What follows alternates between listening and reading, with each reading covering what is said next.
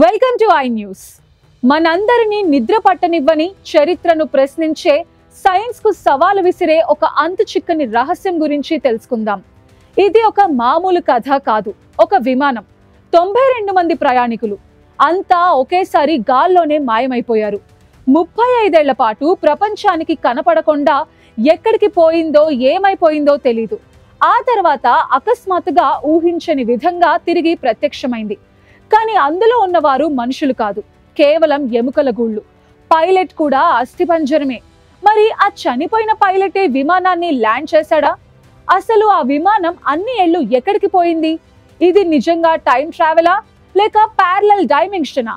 Flight 513 ఈ ప్రపంచాన్ని దిగ్భ్రాంతికి గురి చేసిన ఆ మహా రహస్యం వెనుక ఉన్న షాకింగ్ నిజాలేంటి తెలుసుకుంటే మీ గుండె ఆగిపోవటం ఖాయం. అన్ని వివరాలు మీకోసం.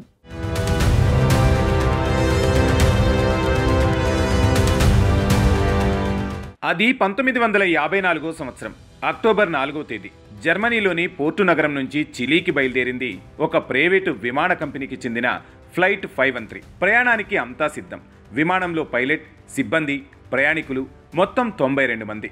వాళ్ళందరికీ తెలియదు ఇది కేవలం ఒక మామూలు ప్రయాణం కాదని, కాలంలో కరిగిపోయే ఒక అంతు చిక్కని రహస్యంగా మారబోతుందని. విమానం గాల్లోకి లేచింది. కొద్ది గంటల్లోనే ఓ భయంకరమైన వార్త ప్రపంచంలోని రేడియోలన్నింటినీ దడిపించింది. ఫ్లైట్ 513 కనపడ్డం ఆగిపోయింది.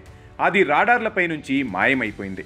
అధికారికంగా ఆ విమానం కూలిపోయిందని ప్రకటించారు. అందులోని 92 మంది ప్రయాణికులను, సిబ్బందిని మృతులుగా లెక్కేశారు. కుటుంబాలు కన్నీరు మున్నీరుగా విలపించాయి. జీవితాలు శూన్యమైపోయాయి. ఆ ఘటన ఒక విషాద జ్ఞాపకంగా చరిత్రలో మిగిలిపోయింది.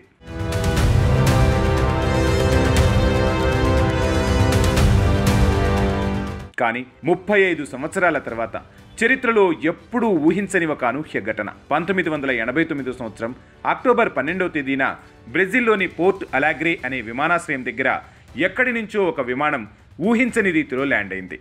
ఎయిర్ ట్రాఫిక్ కంట్రోల్ సిబ్బంది షాక్ అయ్యారు. ఎందుకంటే ఆ ఫ్లైట్తో ఎలాంటి కమ్యూనికేషను లేదు. అసలు అది రాడార్ పైనే లేదు. మరి అది ఎలా ల్యాండ్ అవుతుంది?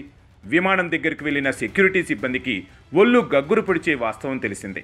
ఆ ఫ్లైట్ నెంబర్ అదే ఫ్లైట్ 513. 35 ఏళ్ల క్రితం క్రాష్ అయిందని ప్రకటించిన విమానం అది తిరిగి వచ్చింది. కానీ లోపల ఉన్న వాళ్ళు ఎవరు? వాళ్ల గుండె ఆగిపోయే దృశ్యాన్ని చూశారు. విమానంలో ఉన్న ప్రయాణికులంతా, సిబ్బందంతా కేవలం ఎముకలు, అస్థిపంజరాలు. వెంటనే ప్రముఖ జర్నలిస్టులు, రహస్య సంస్థలు, పరిశోధకులు అందరూ అక్కడకు చేరుకున్నారు. విచారణలు మొదలు పెట్టేశారు. కాక్పిట్లోకి వెళ్ళినప్పుడు చూసిన దృశ్యం మరింత షాకింగ్. పైలట్ సీటులో మిగిలి ఉన్న అస్థిపంజరం చేతికి బెల్టుతో బిగుసుకొని ఉంది. అంటే ఆ విమానాన్ని ల్యాండ్ చేసింది ఆ చనిపోయిన పైలటేనా?